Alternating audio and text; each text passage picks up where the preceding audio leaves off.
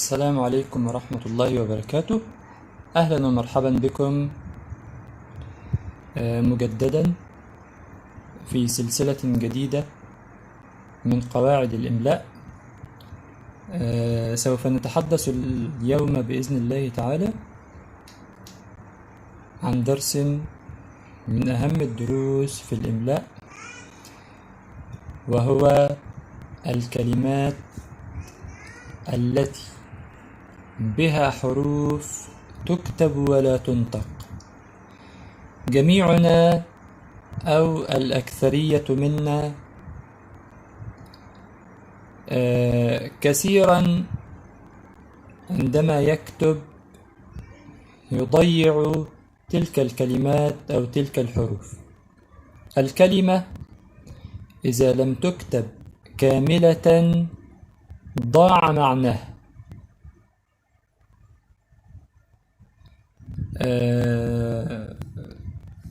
بسم الله نبدأ وبه نستعين، والصلاة والسلام على أشرف خلق الله سيدنا محمد وعلى آله وصحبه أجمعين، صلاة وسلاما طيبين مباركين إلى يوم الدين. ثم أما بعد،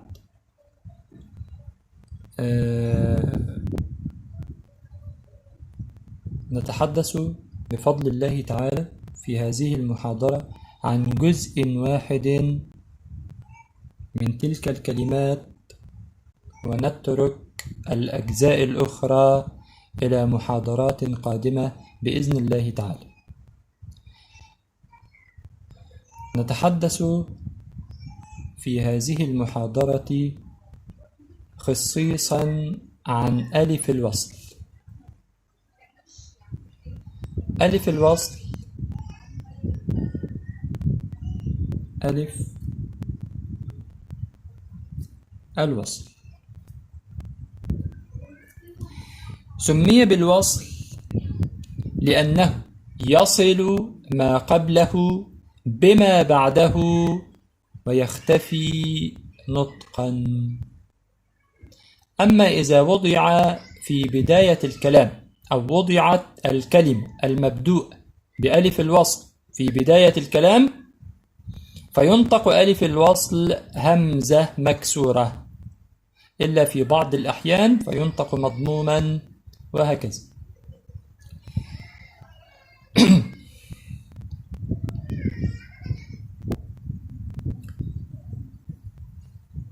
ألف الوصل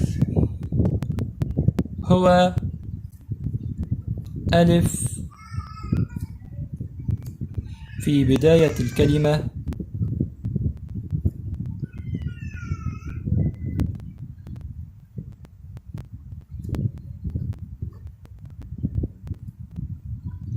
يكتب ولا ينطق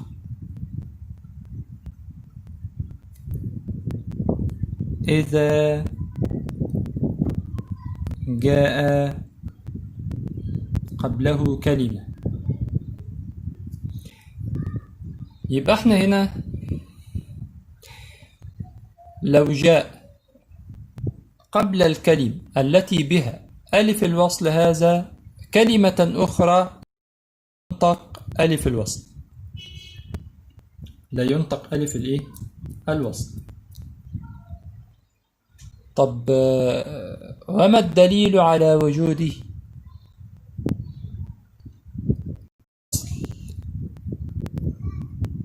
ساكن دائم،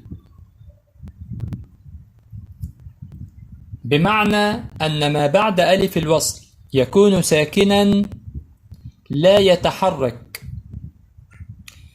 فينطق ما قبله مع ما بعده. طيب، وهل يجوز لبداية الكلمة أن يكون ساكنا؟ بالطبع لا. بداية الكلمات لا يكون ساكنا مطلقا. طيب، لاحظوا معي تلك الكلمات.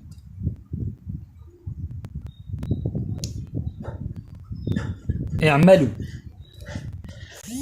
اقرأ، القمر.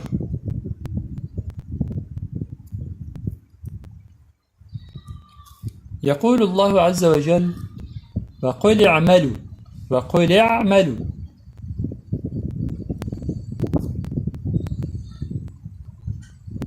فنطقت تلك الجملة بهذه الطريقة: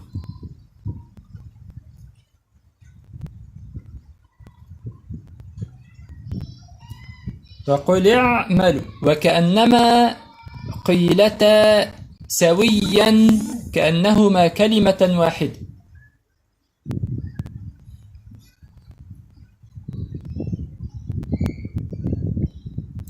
وكأنني نطقت اللام مع العين.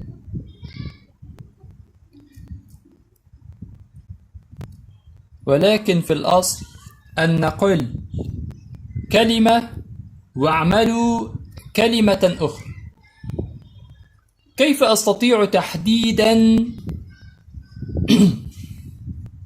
أن أكتب ألف الوصل دون أن أخطئ به؟ ركزوا معي. افصل بين الكلمات، افصل بين الكلمات. وكيف ذلك؟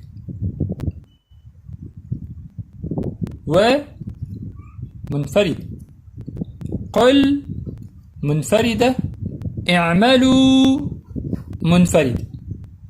تلك كلمة وتلك كلمة وتلك كلمة أخرى.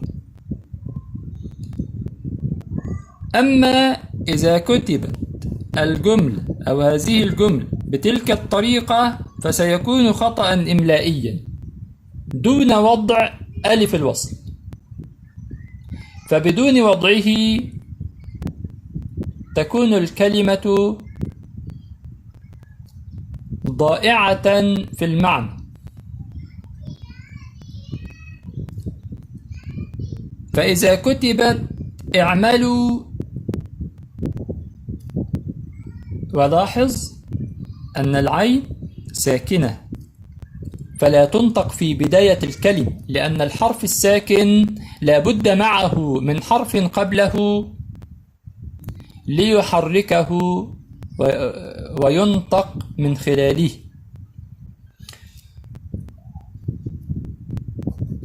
عندما نقول في اقرأ واقرأ كتابك، واقرأ كتابك، نطقت الواو مع القاف. في هذه الطريقة سوف نفصل بين الكلمات.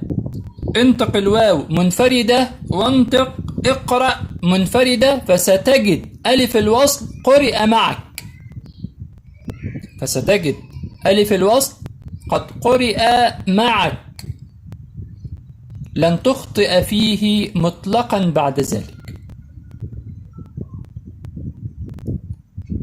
القمر، يقول الله عز وجل: كلا والقمر.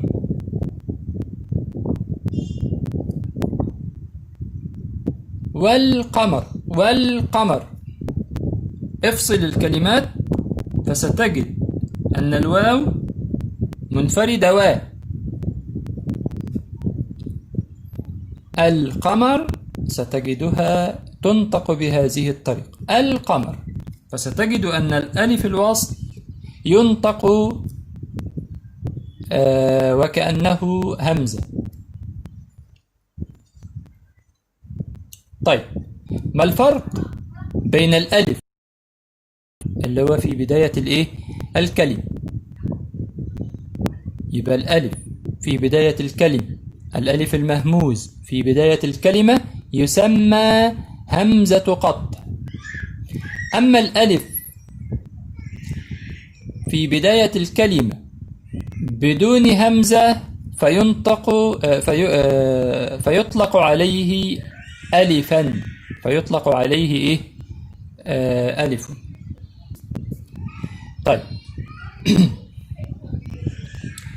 طيب إيه اللي هيميز لي ألف الوصل عن همزة القطع. اللي هيميز لي ألف الوصل عن همزة القطع ومش هيخليك تحط على ألف الوصل دوت همزة، هو لو ركزت معايا دلوقتي هتعرف ليه. احنا قلنا هنا ان ألف الوصل لا ينطق في وصل الكلام، أما همزة القطع ليست مثل ذلك. همزة القطع مثلما نقول أكرم علما أو فعلا. أكرم علما أو فعلا. علما يعني اسم واحد، وفعلا إنه فعل ماضي. أكرم أكرم. خلاص. ضع قبل أكرم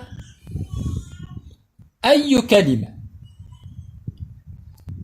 ضع قبلها أي كلمة فستجد أنها كذلك. وأكرم، وأكرم محمد زيدا، وأكرم محمد زيدا، وآ فستجد أن الهمزة منطوقة مع وجود حرف أو كلمة قبله.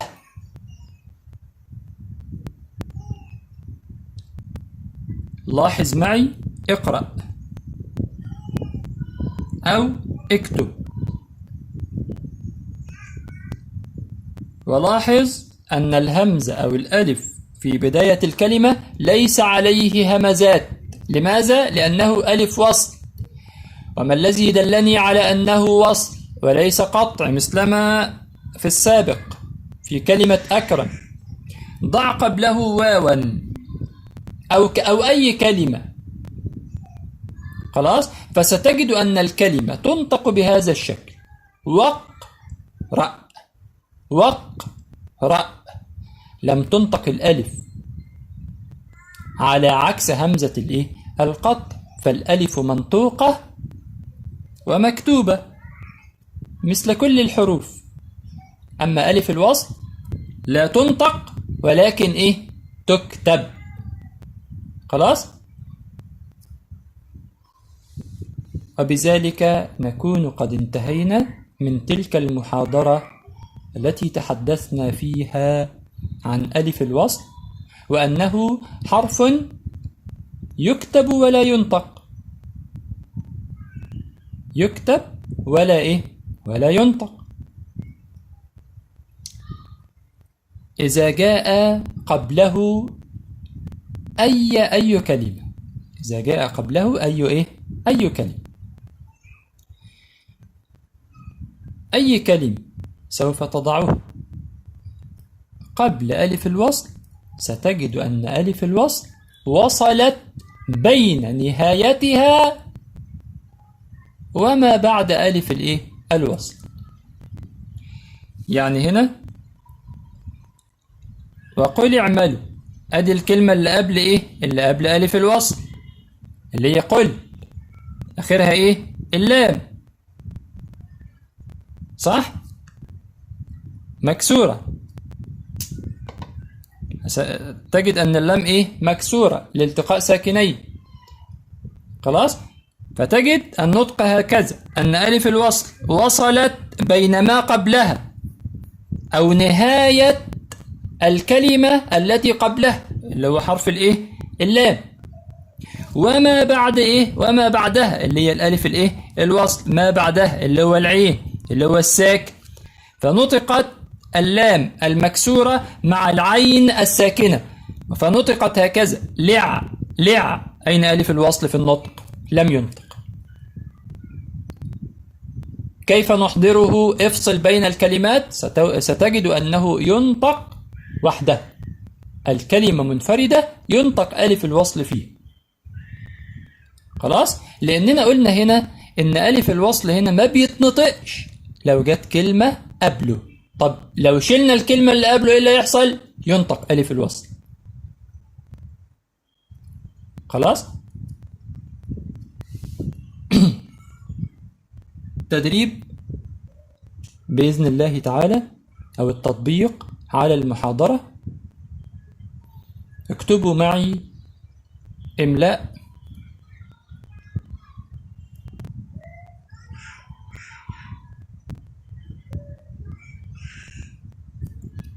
اقرأ واكتب واعمل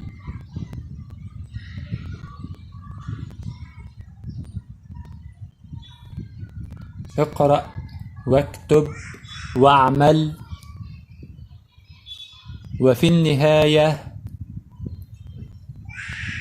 لا تكسل عن أداء واجبك.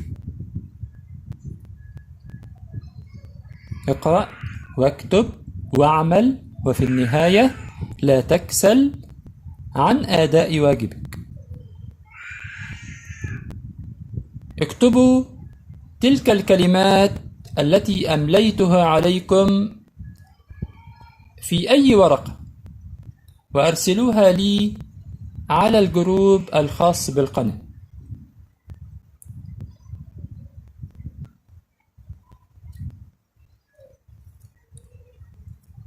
وقبل الكتابة لابد